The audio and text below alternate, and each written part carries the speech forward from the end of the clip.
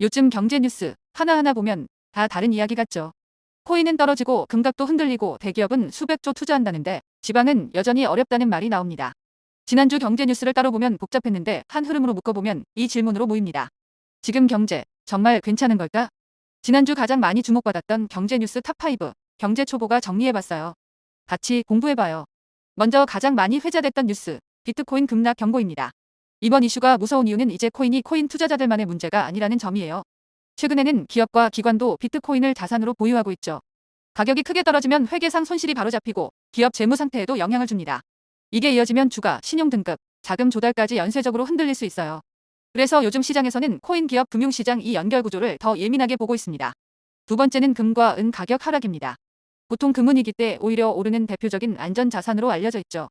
그런데 이번엔 비트코인이 흔들리자 금과 은까지 같이 파는 흐름이 나왔습니다. 이건 투자자들이 안전해서 산다기보다는 손실을 막기 위해 뭐든 파는 상황이 나타났다는 신호로 볼 수 있어요. 자산들이 서로 엮여 있다 보니 한쪽이 급락하면 다른 자산까지 영향을 받는 구조가 더 강해졌다는 걸 보여줍니다. 세 번째는 미국 정부의 선긋기 발언입니다. 그동안 시장에는 위험해지면 정부가 어느 정도는 개입하지 않을까 하는 기대가 있었습니다. 그런데 이번 발언으로 그 기대가 한 번에 꺾였어요. 이 메시지는 단순합니다.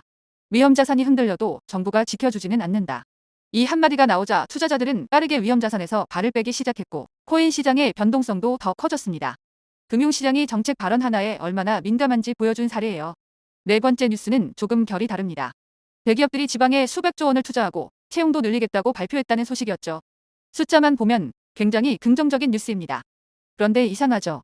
지방에 사는 사람들의 체감은 왜 여전히 어렵다고 느껴질까요?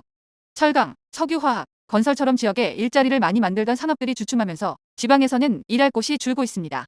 그래서 청년들은 수도권으로 이동하고 지역 상권과 협력업체도 함께 위축되는 구조가 이어지고 있어요.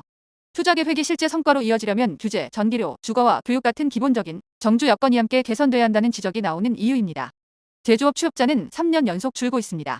특히 줄어든 건 청년들이 원하던 정규직, 대기업 일자리예요. 자동화와 반도체 중심 성장으로 산업은 커지는데 사람을 많이 뽑지는 않는 구조가 됐습니다.